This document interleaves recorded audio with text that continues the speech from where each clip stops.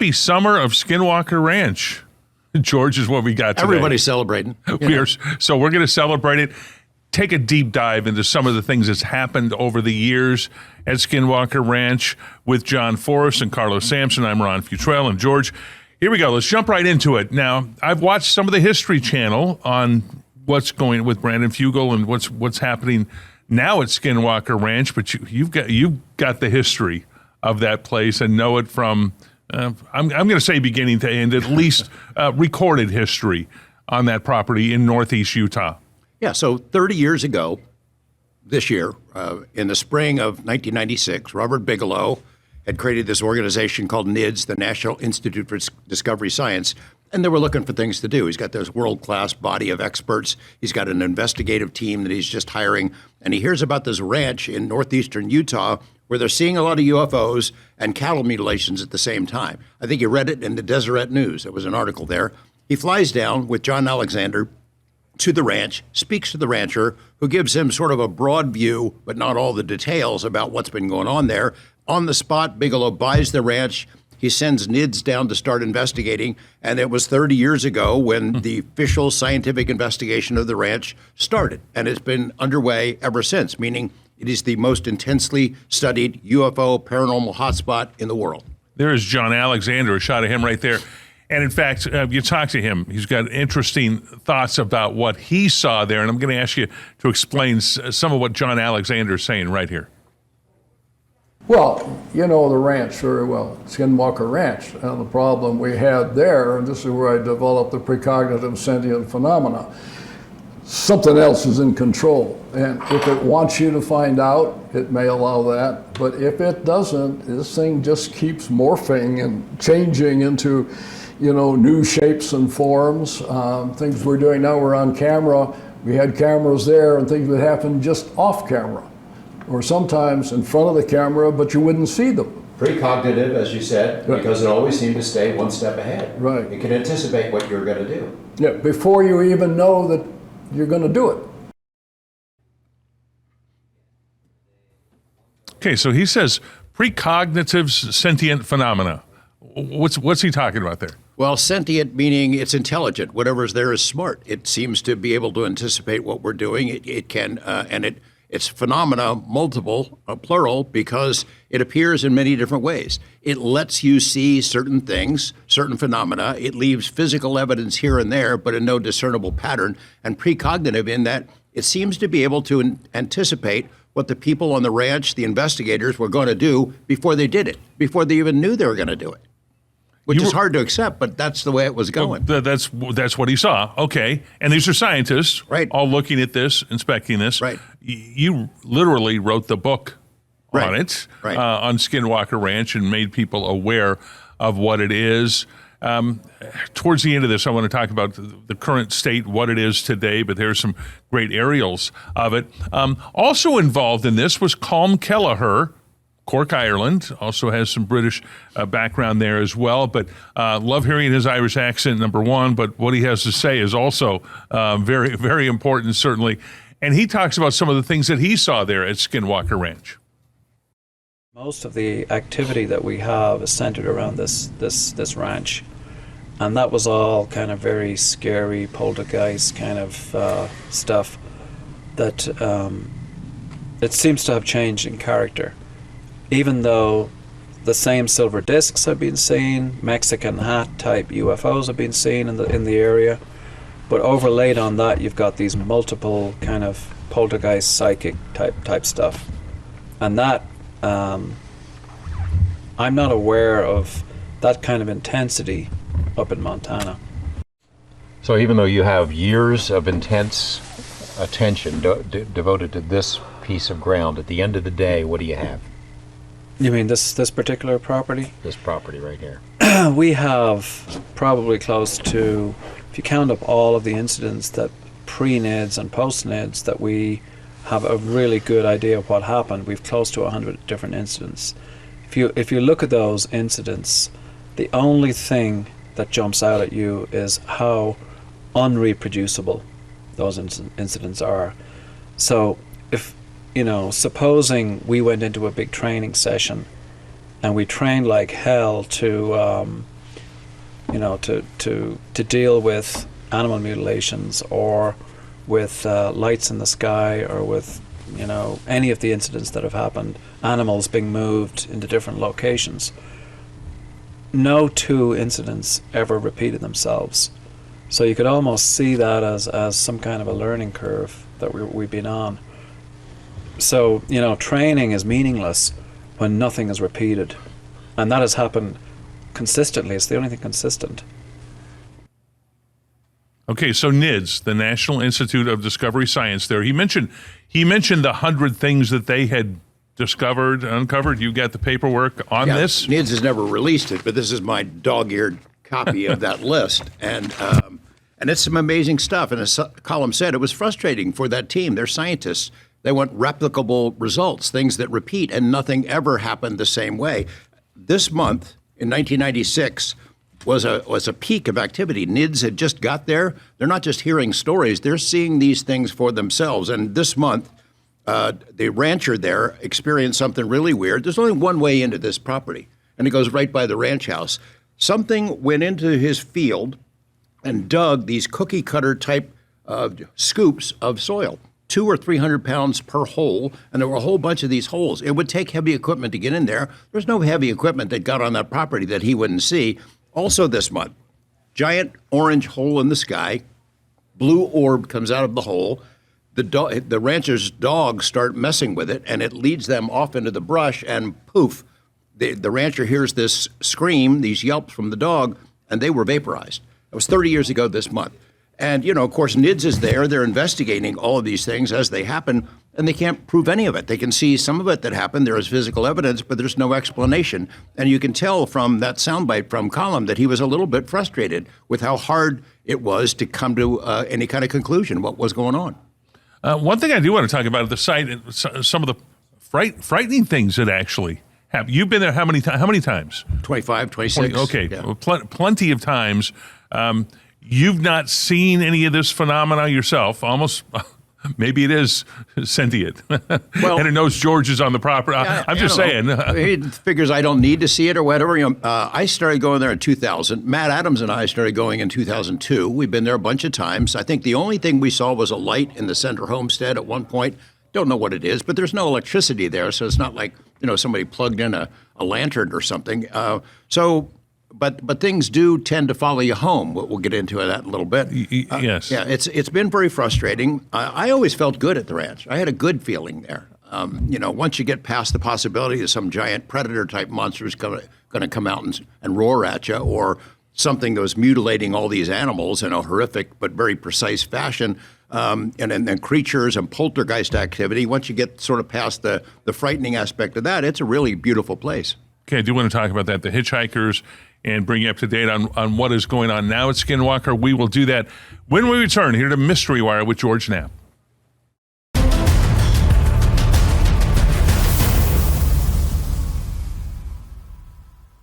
Okay, it's gone through, Skinwalker Ranch, gone through various points of ownership. I believe the Ballard family, a prominent LDS family, owned it at one point. And then you mentioned going up there with Robert Bigelow, where he then decided, did you talk him into buying the ranch, or was it easy for him to do? No, he did that all on his own. He said, I want it. Yeah. I want to find out what's going on here. As soon as he talked to the rancher and heard out what was going on, and then he learned a lot more about what had been going on from the rancher, from his neighbors, from the tribe, from police officers who'd been called to the property over the years. I mean, the total volume of weird stuff that's happened, it's mind-boggling. But yeah, he bought the ranch. He sent his guys to be there 24/7 for the first couple of years. And the activity would ebb and flow. There were peak periods, 96, 97. I was hearing about some of this back here in Las Vegas, but they wouldn't let me go on the property until I bugged them enough in 2000. We wrote an article for a local magazine, Las Vegas Mercury, a newspaper, and then, boom, the world knew about what had been going on there. And all the weirdness, the paranormal stuff. People had known about it being a UFO hotspot since the 1970s. Because people who'd been there, just about everybody had seen something and had reported on them. Thousands and thousands of cases, but they didn't know all the other really weird stuff that was going on at the ranch. It's throughout the Uinta Basin. The weirdness, the epicenter is this property 480 acres that Bigelow owned. But it's weirdness that happens throughout that area, and no one's exactly sure why. And Native Americans have stories. It goes back not just since we've been dealing with this. Many generations. but generations. Yeah. In Yes. general, they say it's not a good place to go. Stay away. It's not forbidden, but they say stay away from that. Trust the Utes if they're telling you that. Stay away. Okay, hitchhikers. We're going to hear from Robert Bigelow on the hitchhiker effect. Explain it to me if you can, as best you can, on what this is. It's like an attachment. You go to the property and things attach themselves to you and follow you home. You don't know it at the time. For a lot of people who visit, they haven't had any experiences, but most of the principal investigators, including the DIA personnel, there was a DIA program that was initiated after these intelligence guys read Hunt for the Skinwalker, our book, and they thought, gosh, this is a place we could go study UFOs. They visited their property. And then several more of these intelligence people visited the property during this 27-month period that OSAP program was underway, and they all took something home, all of them. And for some of them, it stayed with them for years. For one in particular, it's still now 30 years later, or 20 years later, it's still with them. And Mr. Bigelow experienced some of this hitchhiker phenomena for himself. Okay, here's Robert Bigelow talking about this hitchhiker effect. Holy crap. Hitchhikers. Well, yeah. That, and so hitchhikers being that you take things home with you. Everybody took things home with them. I took things to my house. Things happened to my wife and to me, and different things. So everybody took things home. We all, we did, but we didn't know that, it was like going to be kind of permanent. We didn't know that, that it's going to stay with you for for years and years or the rest of your life, who knows. But the ones that bothered me a lot were where anybody got hurt or really disturbed. And not that it happened on the ranch. It was when they left the ranch, as you say, hitchhikers, and these were government people, and it affected them. Very dramatic ways, though. Very dramatic ways. Very dramatic ways. And some of these experiences, I've heard the people from the DIA describe them, and they're not pleasant. No. They're Not frightening pleasant at all. experiences. It's frightening, yeah. And I don't think it's physically harmed anyone as an attachment that follows you home, but it certainly has scared a lot of people, and it spreads almost like a virus, as described by Dr. Kelleher. In one particular, this family, they started seeing creatures, balls of light spinning in their rooms, disembodied entities, things of that sort. It really upset their family. And there were trickster activity. The dog finds itself up on the roof kind of thing.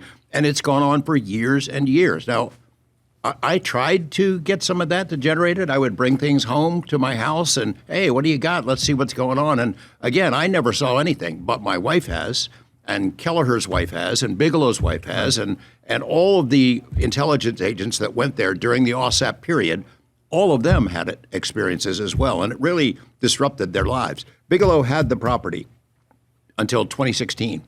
And really, this threat of the hitchhiker was at least part of the reason he wanted to sell off the property. Brandon Fugel came in. So it's 10 years ago now that since Brandon Fugel and his company, Adamantium, bought the property.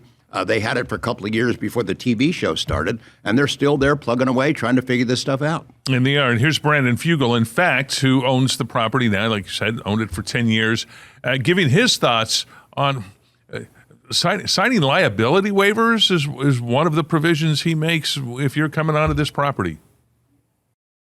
The ranch is a dangerous place. There is a reason why we have everyone who enters the property sign liability waivers. It doesn't matter whether they're delivering the porta potties or bringing food service in or whatever.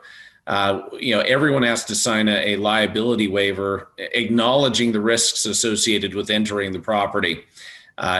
It's a fact that bad things happen out there, and we have unfortunately had a number of people in the hospital with mysterious injuries that still, defy any real conventional explanation this past year alone. And, that's in addition to Thomas Winterton's injuries that are showcased quite a bit on the series just because of his role. But it is a dangerous place. We're dealing with forces that, frankly, we don't understand. I believe there are both malevolent and benevolent forces as well as benign.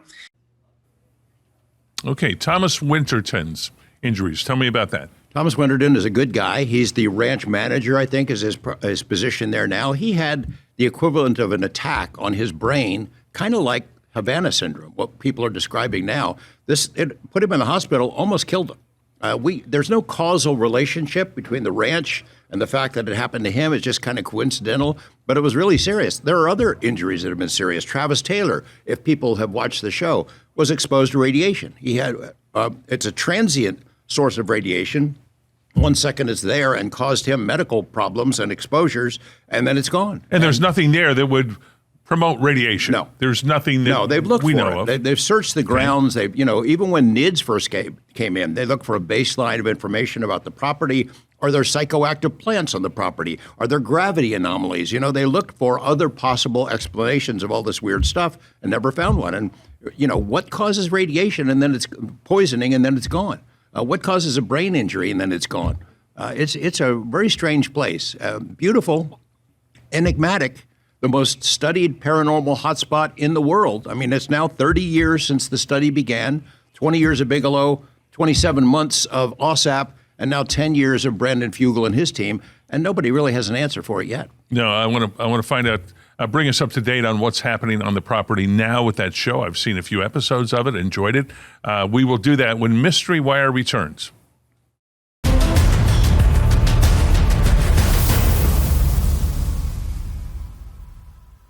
Okay, we are celebrating, if you will, the summer of Skinwalker here, and enjoying it, the ranch up in Northeast Utah.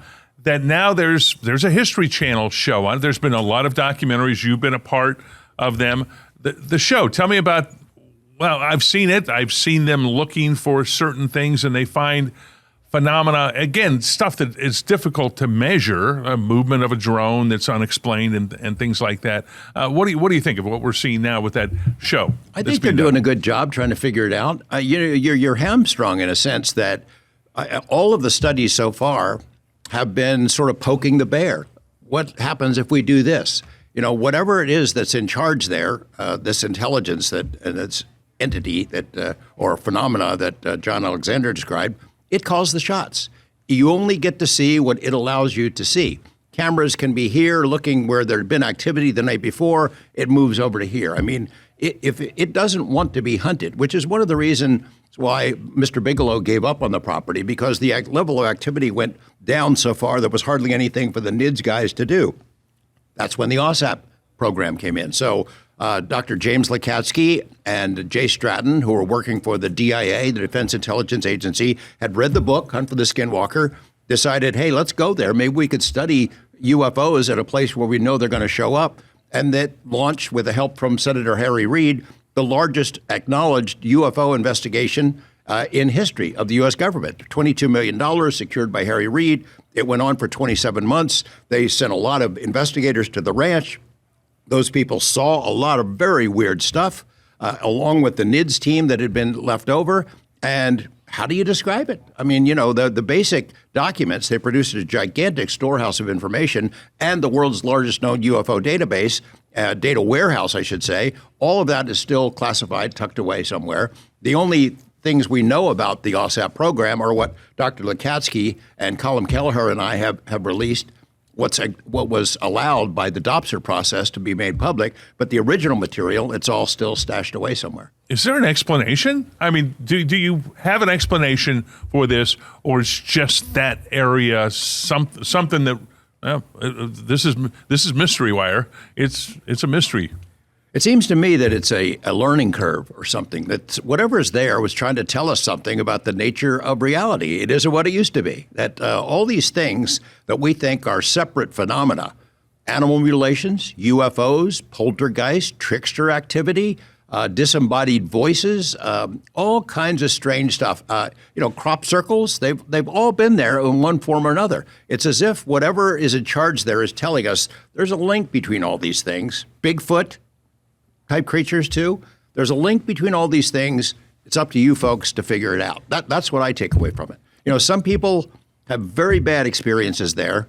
I've always felt good about the property when I'm there. I feel like I've stuck my finger in the socket and got electrified. Yeah, and it's just okay. I've got to go there sometime. Is my thought. Yeah. Well, is one of the there thoughts. are risks. There are risks. Serious. I will maybe not take my wife. Yeah, I mean, if you go and you go home, chances are she'll experience it anyway. I mean, that's what's been described by so many people. The hitchhiker effect that is there, and it's real. These people are all having the same experiences up there in Northeast Utah. It does look beautiful. I mean, it's what we have out west here. These wide open spaces, and it's an absolute incredible phenomena. You can find out more on our website.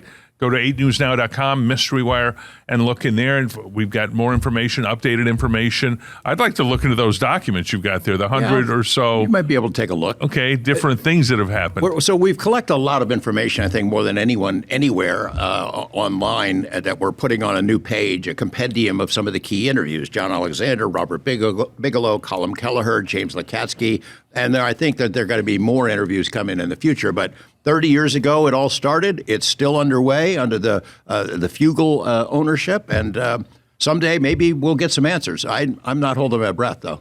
And you can see the broadcast on the History Channel if you'd like to see it. And you've got your book, The Hunt for Skinwalker, that's been out for years. Skinwalkers at the Pentagon was the one that was written by Dr. Lakatsky and Colm Kelleher, who were part of that OSAP program. It's really good stuff, interesting and perplexing. Also, if you could, I'm going to a little plug here. Download the app to your TV, to your smart TV, 8 News Now Vegas. Download that app, and you'll be able to see previous editions of Mystery Wire. It's also on YouTube there.